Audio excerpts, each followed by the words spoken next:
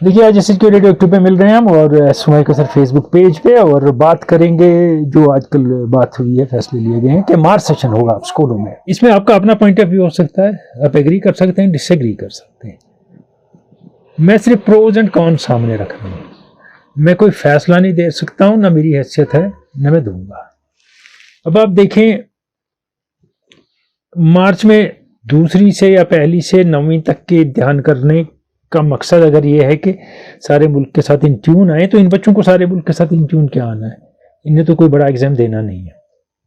लेकिन उसके बाद कंपल्शन ये है कि 10वीं में देना है, तो वो नेशनल लेवल पे आ रहा है, तो इसीलिए पहले से ही उसके लिए ग्रूम करेंगे बच्चों को। अब अगर आप देखेंगे मार्च में इम्तिहान लिया, मार्च में, फिर अप्रैल मई में रिजल्ट निकला, जून से क्लासें लगी। अगर नेशनल देखना है तो जून से लगेंगी ना क्लासें। तो फिर अच्छे मौसम के कितने महीने मिले बच्चे को पढ़ने के लिए कश्मीर में। हो सकता है इसको दुरुस्त करने का प्लान हो, लेकिन ये स्पेकुलेशन है जो मैं कह रहा हूं कि क्या उसको ज्यादा पीरियड मिलेगा पढ़ने का, क्लास अटेंड करने का, जो आज मिल रहा है उससे क्वेश्चनेबल है। अब जो हो गया कि 7 महीने हो गए इम्तिहान लेके और पढ़ने के साथ, बाकी 5 महीने क्या करेगा बच्चा। यानी मार्च में इम्तिहान खत्म हो गया उसका, और मार्च से पहले 2 महीने उसको छुट्टी थी एग्जामिनेशन की पॉसिबली, और मार्च के बाद फिर 2 महीने छुट्टी है उसकी, 1.5 से 2 महीने रिजल्ट की या नए सेशन की। इन्हें जो आपके पास फेयर वेदर के महीने थे मार्च अप्रैल और मई, वो निकल गए, या अप्रैल में और जून वो निकल गए। उसमें स्कूल नहीं हुआ, उसमें एग्जाम हुआ, रिजल्ट का इंतजार हुआ। तो जो सीवियर वेदर है उसमें आपने दिसंबर में क्लासें लगाई और हो सकता है जनवरी में भी लगाएं। तो क्या स्कूल तैयार हैं दिसंबर और जनवरी में क्लास होल्ड करने के लिए? हाल ही किसी प्राइवेट स्कूल में गर्मी का इंतजाम है, गवर्नमेंट में है ही नहीं। और टाट पे बैठना, जमीन पे बैठना, खिड़की दरवाजे नहीं, ओपन एयर में भी स्कूल। तो इस मौसम में क्लास लग सकती है कि नहीं? मैंने कहा प्रोज एंड कॉन्स आपके सामने रख रहा हूँ, ना मैं इसके फेवर में हूँ ना अगेंस्ट हूँ, डिसाइड आप करेंगे। आप बेहतर जानते हैं, आप समझते हैं, आपकी अपनी ओपिनियन हो सकती है, मैं मुद्दे सामने रख रहा हूँ। क्या इन छोटे बच्चों को 2 महीने जरूरत है? Do they need 2 months to prepare for exams? 5वीं में, 6वीं में, 4वीं में, 8वीं में, जनवरी फरवरी में प्रिपरेशन, क्योंकि जनवरी में स्कूल लगना मुश्किल है इन हालात में, बर्फ पड़ी तो सारा ही बंद हो जाता है। तो 2 महीने की जरूरत है उस बच्चे को तैयारी की, और we giving him too much time और her too much time? That means this time is wasted in a way. एक ये है बात, और दूसरी बात यह है कि जब मौसम अच्छा होगा उसमें से कितने महीने यूटिलाइज हो रहे हैं बच्चे की पढ़ाई के लिए। मार्च अप्रैल मई तो निकल गया, एग्जाम उसके नतीजे में अच्छे मौसम के। तो क्या number of school days and classes बढ़ जाएगी या घट जाएगी? अब आप देखिए एग्जाम और उसके रिलेटेड कितने महीने बच्चे के निकल गए। मार्च अप्रैल मई, पॉसिबली जून भी अगर बड़ा एग्जाम है, तो इम्तिहान और नतीजे में इतने महीने निकल गए। और इसमें एक और चीज़ आती है कि इस दौरान जब आपका एग्जाम नवंबर में होता था, तो या नवंबर में तो होता नहीं था, दिसंबर जनवरी में, उसके बाद 2 महीने लोग तैयारी करते थे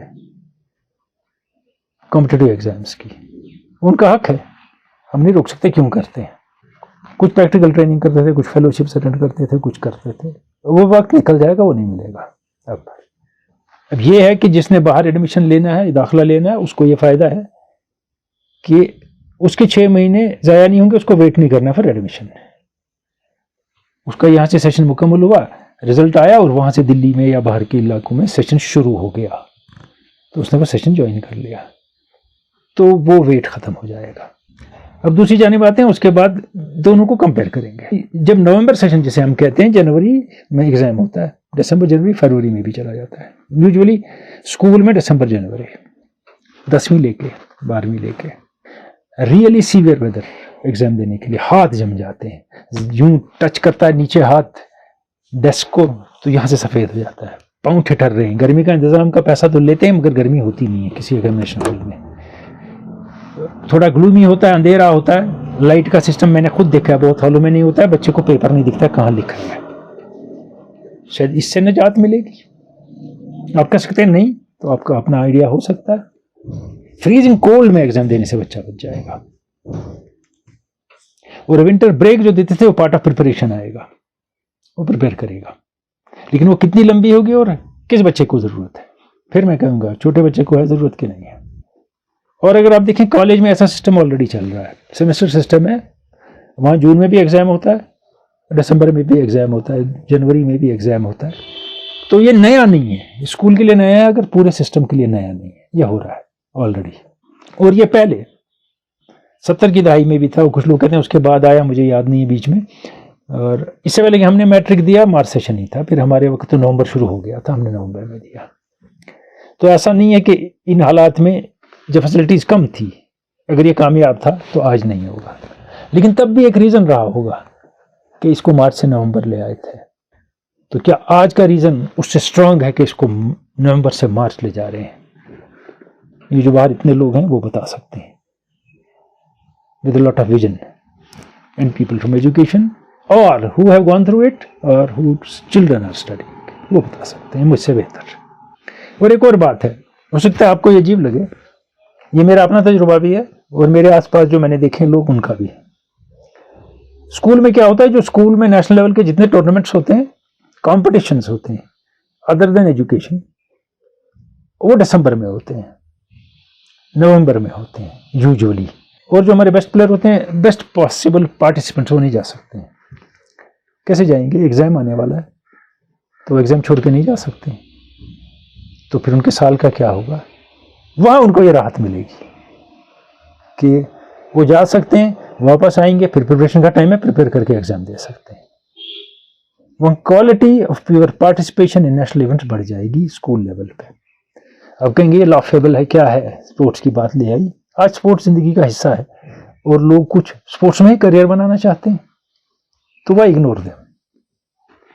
लेकिन ये सारी बातें जो मैंने की, ये बात तब बनती है जब अगर कोई सिस्टम आपने लाया है, आपको चलाना है, उस पर कायम रहें और सारे प्रोज एंड कॉन्स जिनने ये सिस्टम लाया है उनने पहले ही देख लिए हों और लोगों से मिलके उन पे फैसले लिए हों। मैं इसलिए कह रहा हूं ये कि स्कूल डेज कहीं कम ना हो जाए बच्चों के, प्रिपरेशन लीव छोटे बच्चों के लिए बहुत बड़ी ना हो जाए, और अगर आप स्कूल कंटिन्यू करें हार्श वेदर में तो क्या बच्चा कैपेबल होगा जाने के लिए? क्या कंडीशंस उसकी सपोर्ट करेंगी, even weather conditions and the facilities and condition in the school itself. बहुत लोग इसका सीरियस अपोजिशन कर रहे हैं, नहीं होना चाहिए, क्यों होगा? और बहुत लोग सीरियसली कह रहे हैं कि होना चाहिए। दोनों साइड के मुद्दे देखे जाएं और फिर प्रोज एंड कॉन्स वे करके देखा जाएगा कि क्या बेहतर है। ये कोई ऐसी ड्रास्टिक स्टेप भी नहीं है कि जिससे क्लेमिटी आ गई, तूफान मच गया और अब कुछ नहीं हो सकता है, अब बच्चे पढ़ नहीं पाएंगे, ऐसी बात भी नहीं है। पहले हुआ करता था ये सेशन, तो तब भी पढ़ लेते थे। और ये कोई ऐसा पाथ ब्रेकिंग भी नहीं है कि इससे अब बच्चे बड़े कामयाब हो जाएंगे और बड़ा जबरदस्त पढ़ाई हो जाएगी क्योंकि अब मार्च में एग्जाम है, ऐसा भी नहीं। जब ये दोनों चीजें ऐसी हैं तो फिर क्या जरूरत थी? क्या जरूरत थी? मैं नहीं कहता I am not raising a question, क्या जरूरत थी कि ये इंप्लीमेंट किया जाए? या मैं इसको दूसरे अल्फाज में कहता हूँ, क्या इसकी जरूरत थी कि ये चेंज लाया जाए? तो हम वेट करें, इसका नहीं कि सेशन शुरू हो जाए और तब ढूंढने लगे जो स्कूल एजुकेशन वाले हैं, बोर्ड वाले हैं वगैरह, अब क्या किया जाए। एक ब्लूप्रिंट सबके सामने हो, स्कूल के पास, सबके पास, पेरेंट्स को पता हो, बच्चों को पता हो कि कब तक पढ़ना है, कब तक स्कूल जारी रहेगा, और आज ही पता चले, 5 दिन पहले नहीं। एग्जाम की डेट्स क्या होंगी और उसके बाद ही हम तय करें कि ये गलत है, सही है।